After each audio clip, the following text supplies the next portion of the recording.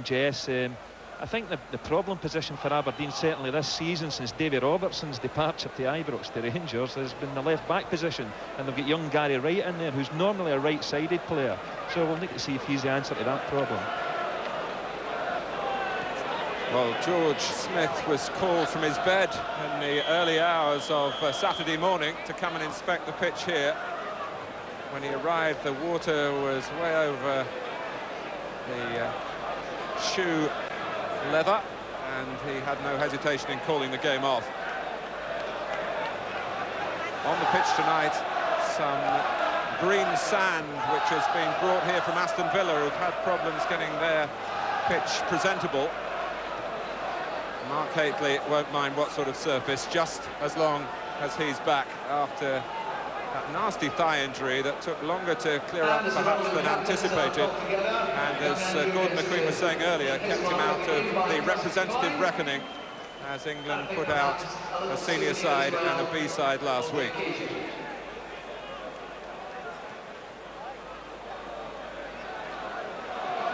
Well, we await the arrival of Willie Miller in the Aberdeen dugout. He was a hard man on the field, Gordon. Will he be a tough manager? Well, you never can tell, because obviously being a great player doesn't necessarily mean you become a great manager, but certainly Willie Miller was certainly a determined player, and I'm sure he'll bring that into management, and I would expect him to have a success with Aberdeen. Well, there's so many cup ties on view at the moment. We ought to remind you that tonight it's for league points in the Premier Division.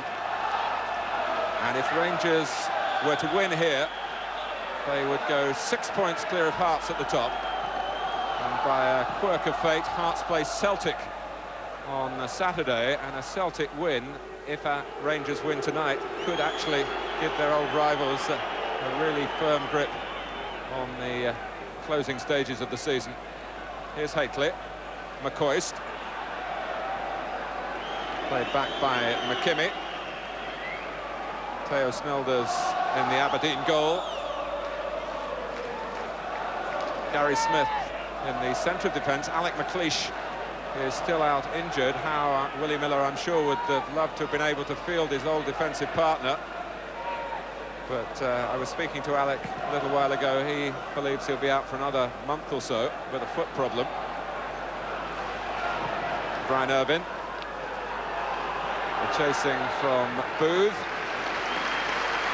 Aberdeen have actually switched the back four round a little bit. As I mentioned pre-match there, Gary Smith normally plays in the right-sided role of the centre half or at right back. They've actually, in actual fact, put young Stephen Wright over at the left back position, and Gary Smith in the centre of defence. And Stephen Wright intercepting there, crucially for Aberdeen. This young man was in the Scotland squad last week, but he had to pull out at the last minute of a place on the bench because of an injury. Booth stopped on the edge of the area. Jim Bett. How the pitch will play is an important factor, considering the amount of rain that fell in Glasgow on Saturday, when a number of games in the west of Scotland were washed out. Ian Ferguson making his presence felt here around his opposite number, Jim Bett. Yeah, well, Jim Bett getting a bit of the bird from the crowd there, because I think the Rangers supporters know what a good player he is and what an influential player he is for Aberdeen, and of course I think Rangers player as well.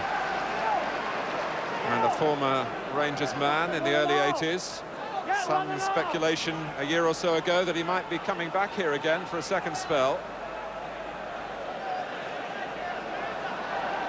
So, Willie Miller settles into his seat and a new career in management. McKimmie into the feet of Jess. Booth, they're very nippy up front, and Jess has the shot beaten away, put back by Paul Kane, but off target. Well, there's the first sign of this almost precocious talent that Jess has. Yeah, that was a lovely little turn here, and really thunders this one against the... Yes, it's blocked away by Andy Gorham in actual fact. It's an early indication of Aberdeen's ambitions to come here and win this game tonight. Well, only the particularly partisan old firm clashes between Rangers and Celtic have carried more weight than Aberdeen's games at Ibrox over the last 10 years or so. This fixture really has produced a catalogue of top-class contests, and the early signs are very promising again. It's Stevens. Maybe with Haitley in mind, but he couldn't pick him out. Houstra trying to keep the ball. Robertson too for Rangers. Here's John Brown. Tenkat blocked it, Bet playing on the retreat, but doing it surely and very much his trademark down the years.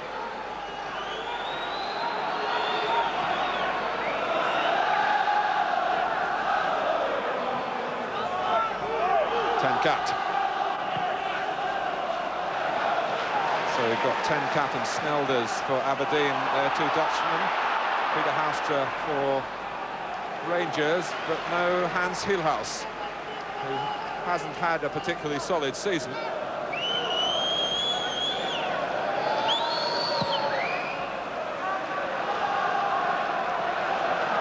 Brown's header.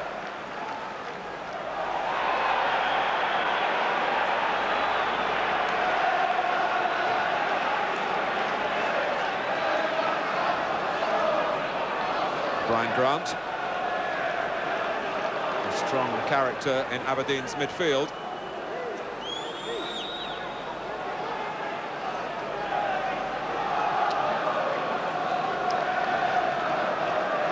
Brown takes the free kick. Well by Irvin. Brown tries again. Here's Gordon. Ferguson making a terrific run infield of him, taking defenders with him. Houstra, but dispossessed by Grant. Here's McKimmie, who played for Scotland last week. Pulled in when Paul McStay dropped out with injury against Northern Ireland. Kane, nicely taken by Jess. Jess and Bood have had an understanding built at youth level.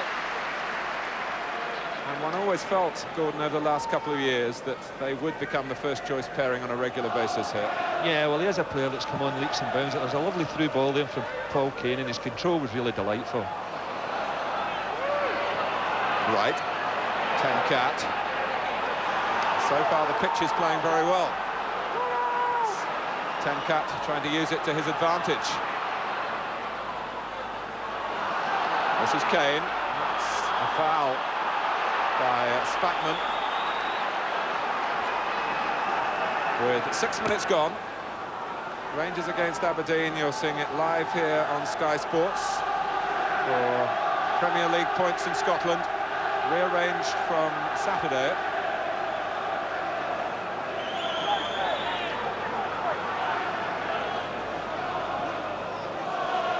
Well, Andy Gorham has set his wall. Tenkat. Well, it beat the full dive from Andy Gorham, but also beat the post. I tell you, that one had Andy Gorham worried. It's a terrific strike by Tenkat, very close indeed. Andy Gorham at full stretch, and thankfully for him, just slipped past the post. But they've got a few free kick specialists, Aberdeen, Jim Bett, that rolled the ball to Tenkat, and of course Paul Kane on the right-hand side of midfield as well. Actually rolled it into a very good shooting position, wide of the wall, and possibly Rangers were a bit slow to recognise the danger there and come out and try and close Tenkat down.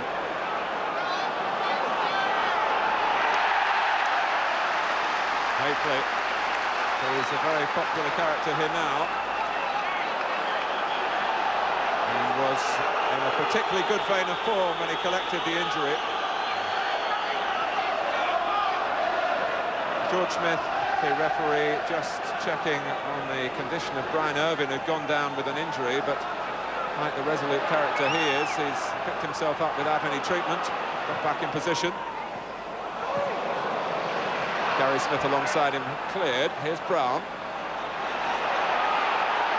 Ferguson.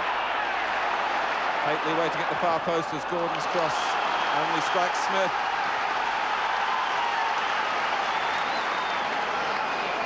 Well, I felt that was a little opportunity there. I mean, Ian Ferguson rolled the ball out to Dale Gordon, but he's got a terrific right-footed shot, Ian Ferguson. I thought he might have had a pop at goal there.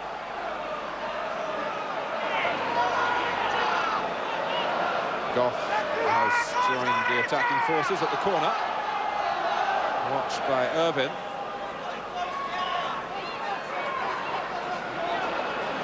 What it has meant is that Irvin, who's the tallest defender, isn't covering Haitley, but the ball doesn't reach Mark Haitley. McKimmie actually had the responsibility for watching the Rangers number 10.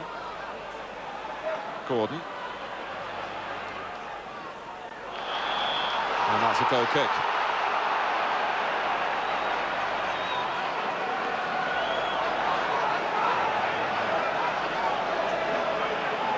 There are plans here to do a spot of mid-season reseeding on the Ibrox pitch after next Saturday's game, providing Rangers don't have a cup replay. There would be 3 clear weeks without a major match in the stadium, and they're very concerned, Rangers, understandably, to have a playing surface in keeping with the quality of everything else at Ibrox. Here's Jess. He's got plenty of quality of his own. Robertson, rather, with Houstra ahead of him down the line. Irvin's header. David Robertson, of course, a former Aberdeen player, was signed last summer. And he has now become an international for Scotland. Only 23, born in Aberdeen and educated in the game by Aberdeen FC. Goff. It's gone all the way through.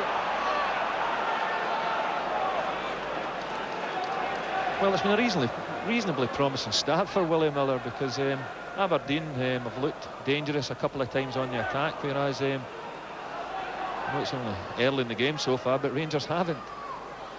But Aberdeen do have a very good record here.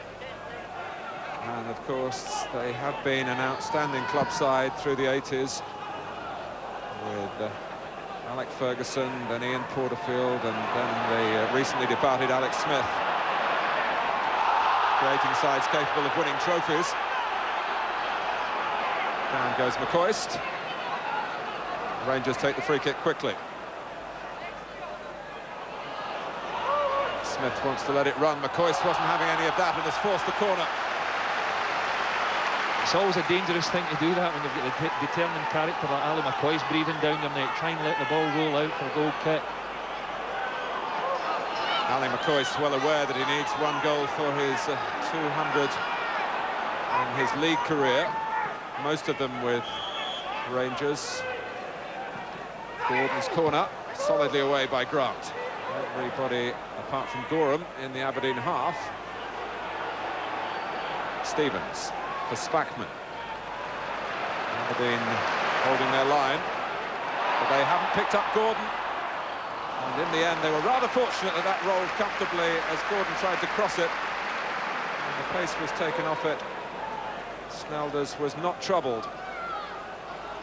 It was a nice little ball that David Robertson slipped into Dale Gordon, just turned on it, but fortunately for Aberdeen, there were enough players behind the ball, and it was a poor cross straight into Theo Snelders' hands. Gordon back on the right now, but propping up down a left central channel and catching Aberdeen out by doing that.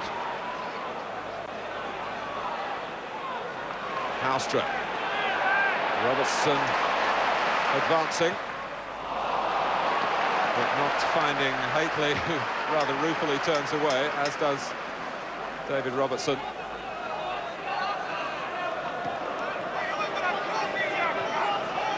Well, Rangers' recent record shows that they're almost irresistible. The last 12 league games, 11 wins and a draw. Last 14 in league and cup, 13 wins and a draw. Superb statistics that really show their supremacy. But Aberdeen, having heard Willie Miller's first team talk before a major match under his charge, they have been using some of the first team squad in reserve and a local county cup. Not that he doesn't know everything there is to know about them after his long service at the club. He was a coach, of course, before he succeeded Alex Smith. And before that, a player of wonderful resolution and defensive strength. 65 appearances for Scotland. And some 800+ competitive games for Aberdeen. Born in Glasgow, though. 10 cat. Off hard and fairly on Jess. Bet got the ball back quickly enough for Aberdeen. Aberdeen haven't played since the 8th of February, 17 days, due to their being knocked out of the Scottish Cup by Rangers at Pittodrie, and due to last Saturday's postponement. 10 cat. Here's Jess, coming from behind is McKimmie. Well, that was a fine position for a cross, and I must say, one expected Stuart McKimmie to do better then. Yes, he got forward well. I think this has happened at both ends of the pitches now. They've got into good attacking situations, but the quality of the crossing so far has been rather poor. Willie Miller, I'm sure, believing that it would be wrong to make too many drastic changes straight away, but he'll have his own views. And as the next few weeks pass, I'm sure we'll see perhaps more evidence of those than in this match. Wright getting there before Gordon. This is Robertson. Stephen Wright there again. Nicely down by Booth. Well, it was a fine idea. Jess went for the return, was possibly a little disappointed it didn't come his way, but Teo Ten Cat was lurking on the left. Booth couldn't quite find the right pass to him. Yeah, I think Booth was looking for a little 1-2 with his striking partner there, but he tried to switch play a little bit over to Ten Cat, but Gary Stevens cut it out. Good positioning with the defender. Irvin taking a ride on the back of Haitley. With 15 minutes gone. And the Rangers trying to catch Aberdeen on the wrong foot with a free kick before the referee was ready. Maybe now something a little more direct. Theo Snelders in the Aberdeen goal has been a superb successor to Jim Leighton.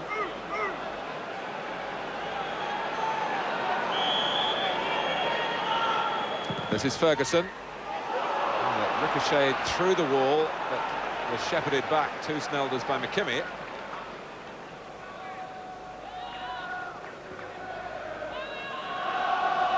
He's such an imposing goalkeeper, Theo Snelders. When you see somebody trying to take a free kick from 30 yards against him, you think, well, no chance.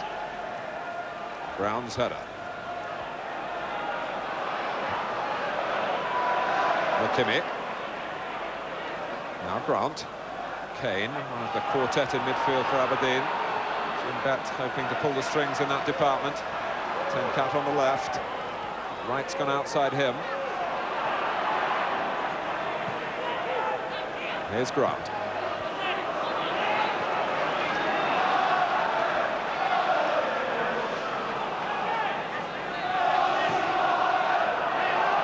Gordon. 4 up for Rangers suddenly. Now Gordon trying to get the better here of Stephen Wright, who's a youngster who really has impressed Andy Roxburgh. Quite an examination of his skills as a left-back, facing Dale Gordon here. The two are close together at Gary Stevens' long throw, which Goff competes for. Spackman.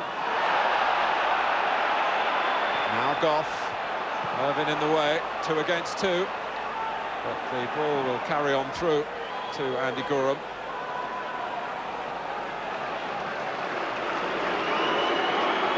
Robertson.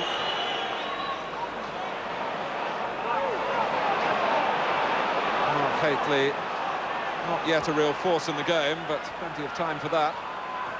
Ten Cat, nimbly done. Bett, just offside. Scott Booth.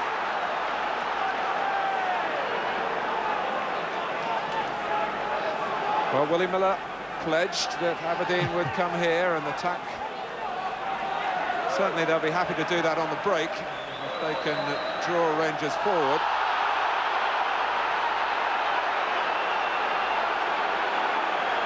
It's a foul by Smith on a complaining McCoist. Yeah, this was a... No, I don't think there was a great deal in that one at all. The referees gave a free kick in a dangerous situation when you think of the aerial threat of Hateley and Richard Gough. Mark Hateley's missed 7 matches. But he's back in an area now that he knows best, making a move. Had a set-piece situation here. Taken by Gordon. And it was John Brown whose presence unsettled Aberdeen. He's a very determined character, and that quality was reflected in his movement towards the free kick then. He repositions on the edge of the area and gets to it as well. But, that was the main achievement.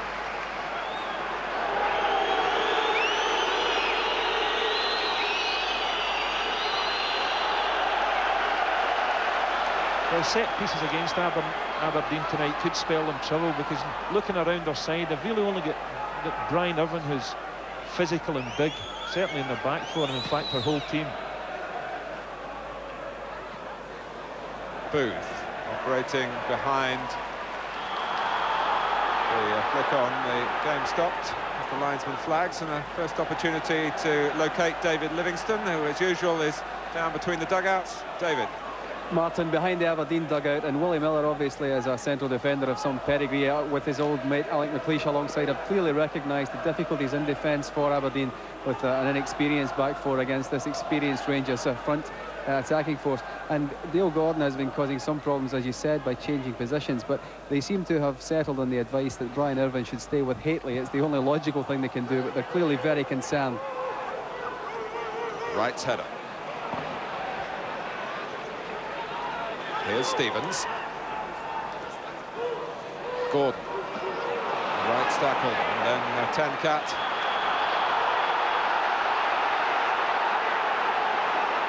Well, the crowd, the Rangers support, not too happy with the way Ten-Cat went down here, as if he said, well, I felt that, I'll make sure the referee doesn't miss the push. But I think it's quite rightly given as a foul and a free kick which Wright takes.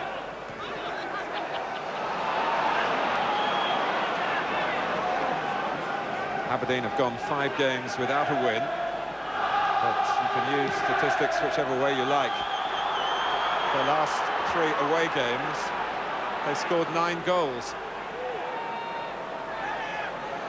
It's been a run of disappointments up in the northeast that really led in the end to a change of management. Well, Rangers taking a little chance there again, pushing out, but in actual fact, Davy Robertson stayed behind a little bit there, and Richard Gough was none too happy with him.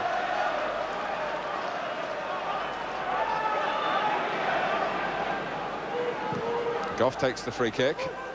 Hateley angles it on. McCoist reacting to it. And the referee reacting to a dive from McCoist. And if he hasn't got the nerve to question the referee's decision, you can be absolutely sure that it wasn't a foul. Yeah, the ball's running away from Ali here. He gets his foot hit, but I mean, there's a nice little stumbled and fell forward. We'll call it a stumble anyway. Ten-Cat. Gough pursued by Booth. Stevens, who once more is showing admirable consistency for Rangers at right back. Grant, helped out by Kane, who's come back to Scotland this season from Oldham, a short spell in England. Smith. Wright launching it into the space behind Gary Stevens. And John Brown came in pretty abruptly on Booth in the first place. The decision is a corner. It could easily have been a free kick. Yeah, Brown chases and harries him, but he pushes him in the back a little here, but eventually I think the ball comes off Booth for a Rangers goal kick. It's a corner kick nevertheless. a compromise decision, really. I don't think John Brown could have complained if a free kick had been given against him. So back to take it.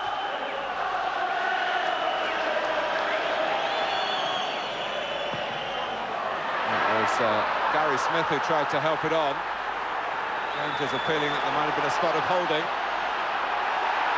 Here's McCoist. And Wright. And the help in the end from Tenkat. But the crowd lifted by Ali McCoist running then. And a moment earlier, Aberdeen had some arms raised, wondering whether George Smith might have spotted an infringement following that near-post corner. And he has now, and it's Dale Gordon backing in. Yeah, I think the Rangers supporters behind that goal and Dale Gordon felt that Stephen Wright was hanging on to Dale Gordon. But George Smith gave the decision out of the way, seeing Dale Gordon was backing into Stephen Wright. I think a bit of both. Apart from the architectural beauty of this ground, where Dale Gordon is feeling very much at home, although he wasn't... yeah, just a little bit of pushing and jostling here, and who's holding who here, I'm not quite sure. What I was going to say about the ground is the sound is amplified, it seems. The crowd probably just short of 40,000, and it sounds like 60 or 70,000 when Rangers are on the move as they are here with Haitley. He wants to get into the game. He's been just on the fringes so far. This is not something you see Mark Haitley doing too often. Obviously, he's usually in the centre of the box for crosses coming in. Long-range effort. Struck it quite well, but well wide of the mark.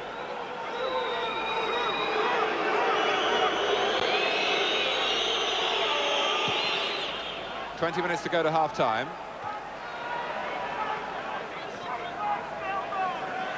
Given Aberdeen's recent upheavals, given that there is an air of inexperience, particularly about the left side of their defence, with the left central defender Gary Smith and Stephen Wright, but they have got very lively attackers in Booth and Jess.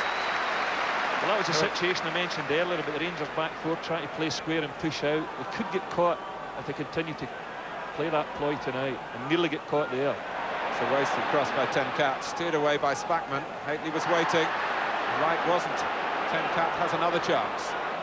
They're not the tallest, the two in the middle. That was a sensible ball in the circumstances. Grant trying to play it into Jess's feet, and they're in behind him now, Haustra. Letting McCoist run. Might have fallen a little more fortunately for Ali McCoist then. And it was a rather speculative ball from Haustra.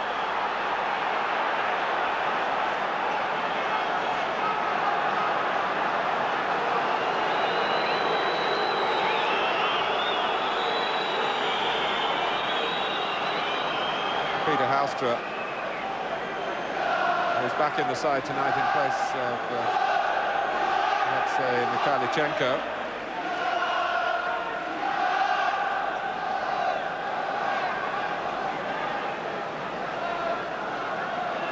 Ferguson went in, and then Haustra. Oh, it looked as though he'd been struck by something then, or maybe a muscle just went. It was a... I think he might have caught his studs in the ground there and went over on his knee. It's a peculiar one. Hopefully he's all right. Tells us something about the texture of the surface after all the rain. But Mikhailichenko was just beginning to find the sort of form Rangers expected of him, with those two crucial goals in their last match to turn around the cup tie against Motherwell here. And then he went away with the Commonwealth of Independent States, the former Soviet Union, to Valencia for an international last week. Was injured in training, didn't play in the international, and isn't